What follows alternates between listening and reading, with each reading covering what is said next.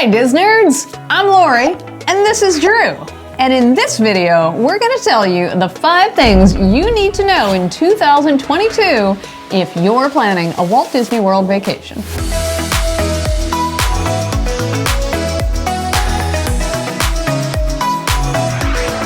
I visit Disney parks a lot, so I'm often asked, "Hey Drew, our family's planning a Disney trip. What do we need to know?" And this has always been a really big question to answer, but it's even bigger these days because of how the pandemic has transformed Walt Disney World. A lot has changed recently, and we're not going to be able to cover it all in this video. If we missed something important, please let us know in the comments. And stick around to the end because we're going to talk about whether or not it's still worth it to stay at a Disney World Resort hotel in 2022. Also, before we hop into the list, I just wanted to say thank you for watching. And if you enjoy this video, won't you please Strike that like! Number 1, when to go. Most people know that Disney parks get busy in the summer and around spring break, but in recent years, Disney has optimized park attendance to the point where there's no longer an off-season. It's busy year-round. You should expect heavy crowds over spring break and in the summer, but the parks are also swamped around the winter holidays and Halloween. And then there are all the special events that Disney weaves throughout the year, everything from Epcot's Food and Wine Festival to Pride Days in June to special park celebrations like Epcot's 40th birthday party on October 1st of this year. That's going to be a crazy day. There's always something going on. Expect a crowd no matter when you go. Managing the impact of crowds on your vacation is way more about planning your days well rather than trying to avoid people altogether. Now, that said, if your travel schedule is flexible, you can avoid the busiest seasons. Non-holidays in January and February tend to have smaller crowds than most times of the year. September also isn't a bad time to go and tends to have cheaper ticket prices.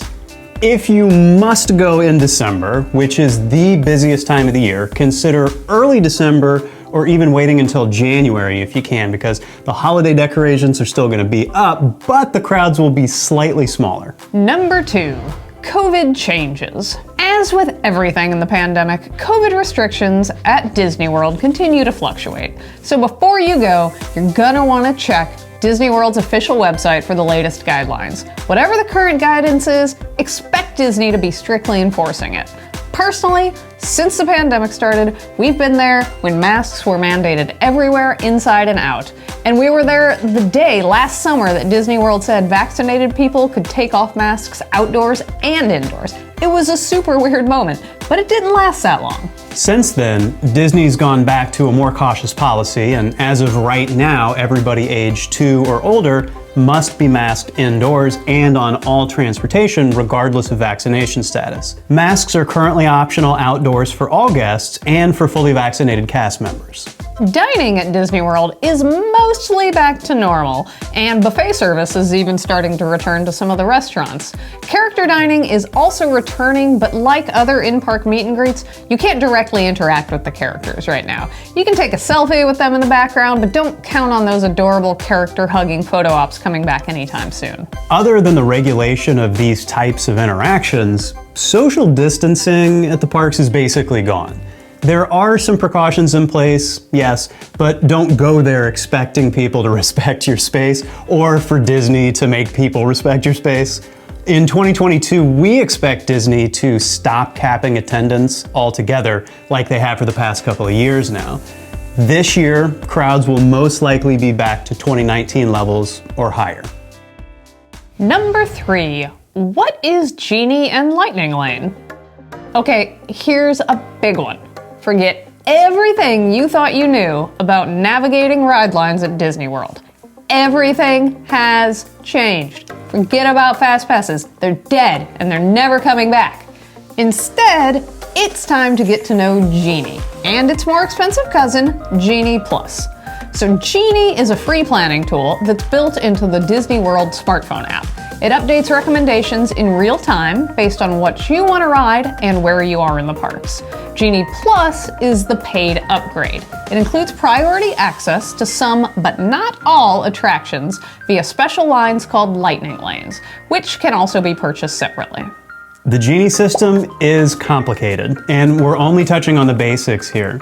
But Disney has made it an essential part of your visit, so I would recommend spending at least a few minutes getting familiar with how Genie works before heading out on your vacation.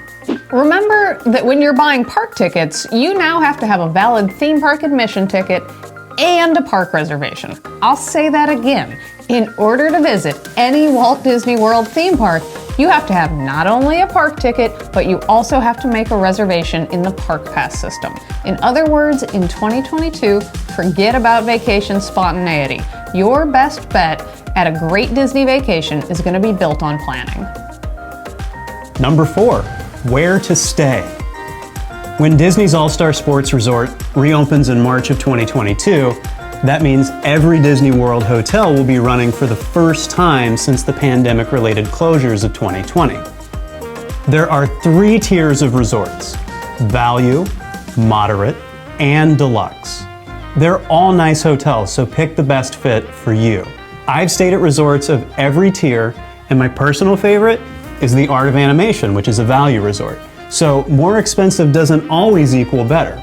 Aside from just knowing what's available and what's in your budget, the real question to ask yourself is how much time you're actually planning to spend at your resort.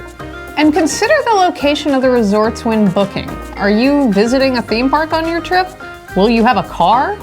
If not, think about your Disney transportation options.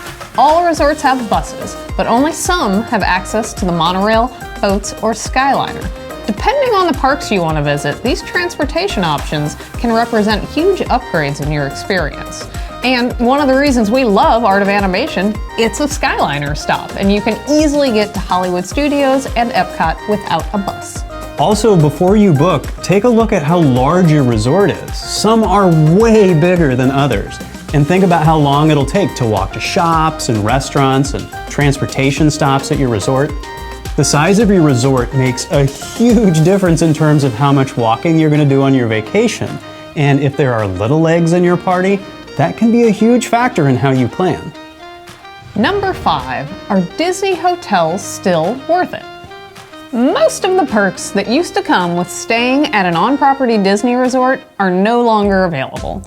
Disney's free Magical Express bus service to and from the airport is gone, so now you'll have to buy a ticket from an outside bus service. Magic bands, which used to be included, also cost extra now. One perk that does remain is early park access, which lets you into any theme park 30 minutes before other guests.